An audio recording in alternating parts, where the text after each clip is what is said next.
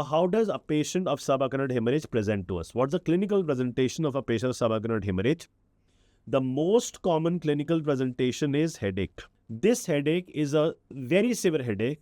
It is so severe that, very importantly, every book writes it. The patient describes it as the worst headache of his or her life.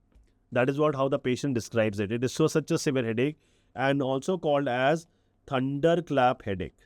Also called as the thunderclap headache.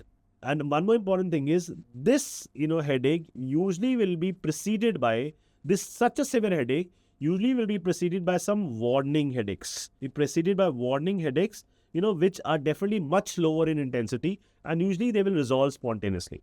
Fine, but they are sentinel headaches. This is basically the before the storm, the smaller activities which are occurring, and then ultimately will lead to this severe headache, which the patient describes as the worst headache in his or her life. Along with this, the patient can have nausea, vomiting, intercerebral pressure is going to increase because of hemorrhage, and that can lead to nausea, vomiting. There can be neck pain, there can be nuchal rigidity, neck rigidity can be there. The patient can have photophobia. Gradually, as the intracranial pressure is going to increase, their conscious level will gradually deteriorate, and patient develops the focal neurological deficits as well. At times, we can have giant aneurysms. Giant aneurysms are aneurysms which are more than 2.5 centimeters in size. They are called as the giant aneurysms. Now, giant aneurysm, because of their size, they can compress important areas in the brain, and because of that compression, the patient can even develop hemiparesis. So, another presentation can be hemiparesis, and that mainly occurs because of compression by these giant aneurysms. What are the signs which we can get in clinical examination?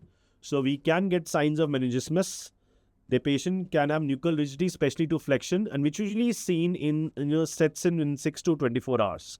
Sets in 6 to 24 hours. Then patient may or may not have, they can have signs of meningismus can be there. They may have Kerning sign. What is Kerning sign? You flex the hip to 90 degree with the knee bent, and then you try to straighten the knee. Now, if the patient has meningismus, when you straighten the knee, Kerning sign is said to be positive if there is pain in the hamstring. When you straighten the knee in this position, if the patient has pain in the hamstrings, I can say the Kerning sign is positive. Then another important sign can be Brudzinski's sign. Another important sign of meningitis can be Brudzinski's sign.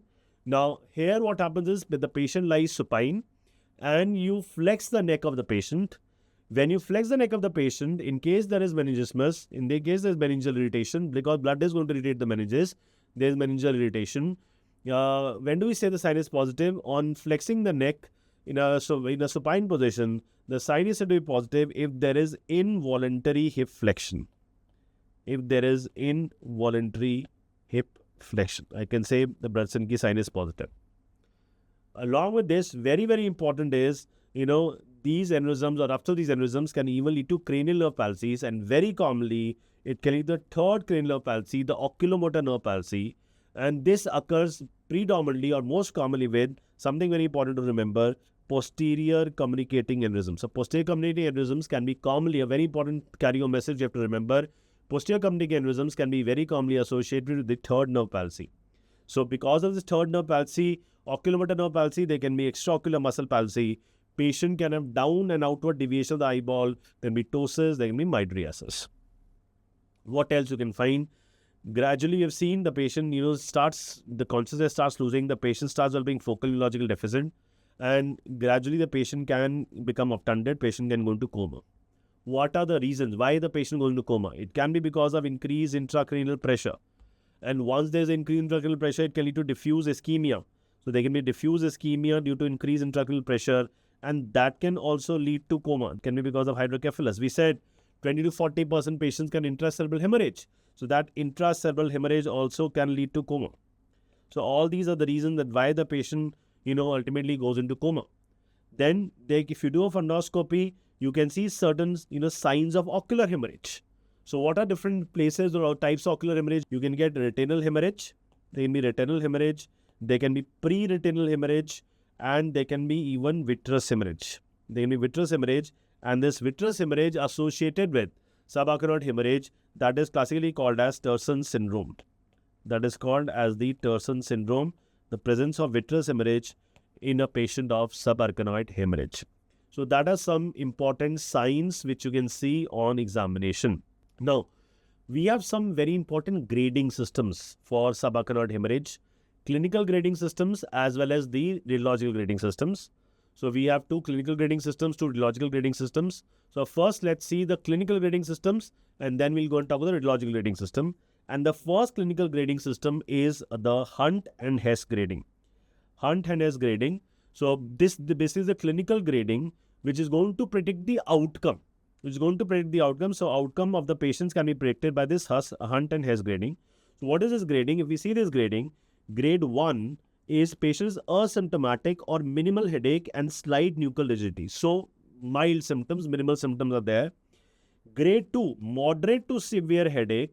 Nuchal rigidity is there with or without cranial nerve palsy only. So now this patient may develop cranial nerve palsy.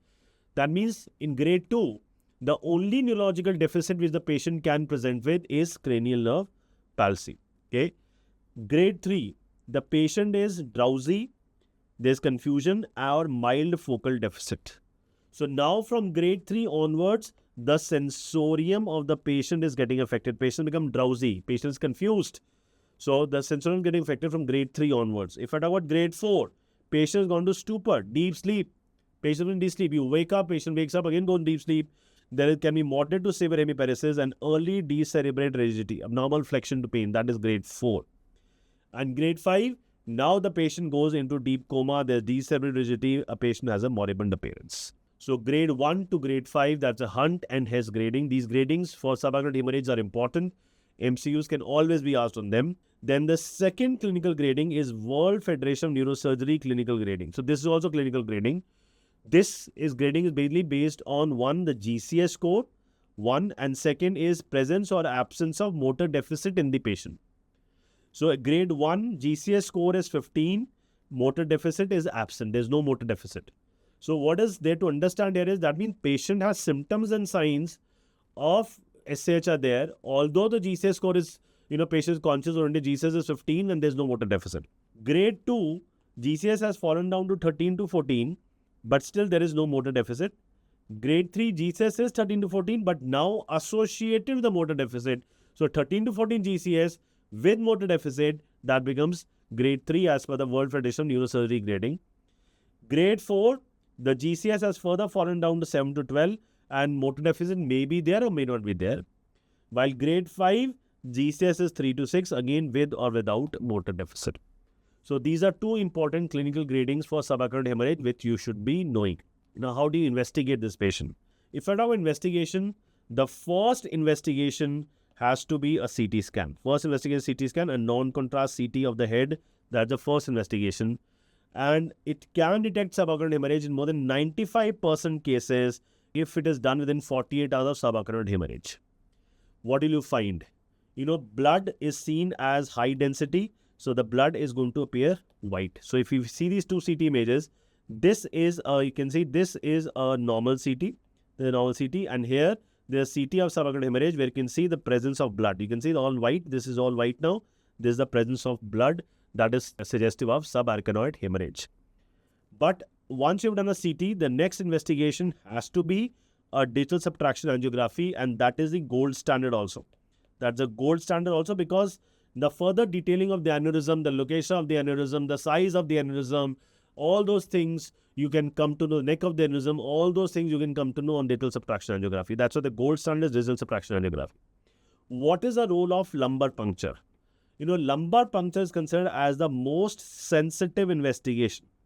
That is considered the most sensitive investigation for, subarachnoid hemorrhage. So what can you find on lumbar puncture? The fluid can be xanthochromic. If the fluid is xanthochromic, xanthochromic means yellowish, hay colored, xanthochromic, yellowish colored because of the breakdown products of the blood. Because breakdown products of the RBC, it becomes yellowish in color, hay color, that is xanthochromic, and that is suggestive of subarachnoid hemorrhage. Another image you can see. So if you see this is CT image as well as cerebral angiogram image. CT you can see the presence of blood in the basal cisterns. Along with that, if you see this, the arrow is pointing here. That is the dilated temporal horn, which can indicate hydrocephalus. Hydrocephalus is an important complication which can occur because of subarachnoid hemorrhage. So this is a dilated temporal horn that is suggestive of hydrocephalus. And here in the cerebral angiogram, you can see, the aneurysm. Can you see the aneurysm? Yes, the saccular aneurysm. It is at the junction of A1 and A2. Junction A1 and A2 branches of the cerebral artery.